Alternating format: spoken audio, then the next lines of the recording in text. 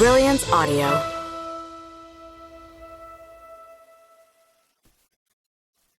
Funny Guy by Emma Barry. Performed by Lucy Rivers and Teddy Hamilton. Bree's weekend with Sam had been like walking into Bloomingdale's and without guilt, buying shoes at full price, which she'd never managed to do. On the rare occasions when she did buy something full price, she felt bad about it for weeks.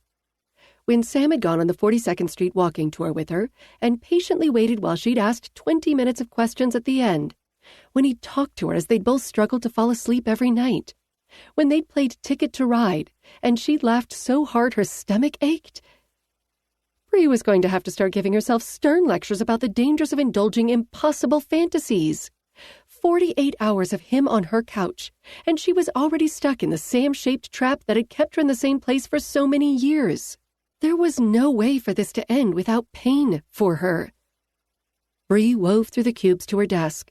She'd spent most of the last decade working her way up the chain at Innovation X, a small urban planning firm that her college friend and mentor, Megan Davis, ran. Bree had bounced between roles that were design-focused and ones that were more regulatory. While she loved the creative side, she was also good at ensuring the I's were dotted and the T's were crossed. She had a talent for paperwork. Across the aisle, her coworker Jeff Sharma looked up from his morning routine of drinking coffee and reading the sports news before diving into a fun day of spreadsheets. "Your famous friend is having a moment." Everyone loved giving Bree crap about Sam. When she'd moved to the city, Sam had been the only person she knew, so she'd always wrangled him into coming to work karaoke nights and being her +1 at holiday parties. As he'd gone from being that part-time bartender trying to break into stand-up to a legitimately famous, successful comic, no one had stopped teasing her about Sam. Jeff and Megan could be especially scathing. They had to suspect Bree's feelings, even if she'd never confirmed the truth for them. "Moments are kind of his specialty," she told Jeff wryly. "I can't wait to see this week's show." "I doubt it'll come up." "How could it not?"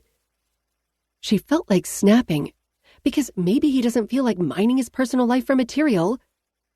Except that would be a lie. Sam used his life for material all the time. Sometimes she felt like the only person who understood how painful it must be for him to publicly laugh at himself.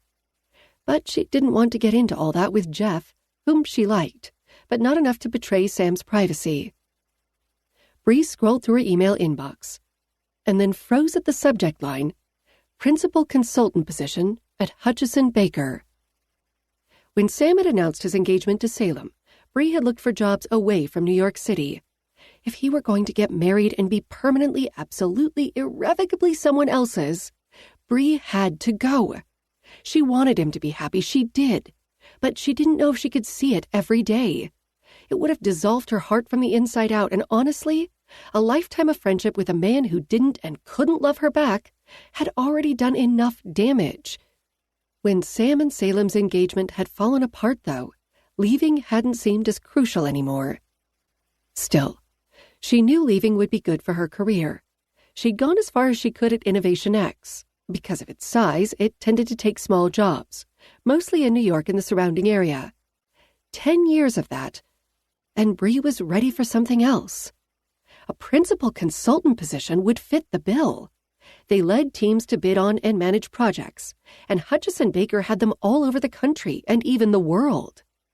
They were one of the most interesting urban planning firms in the country. She loved their approach to design, their business philosophy and ethics, and their focus on accessibility, the environment, and community consensus.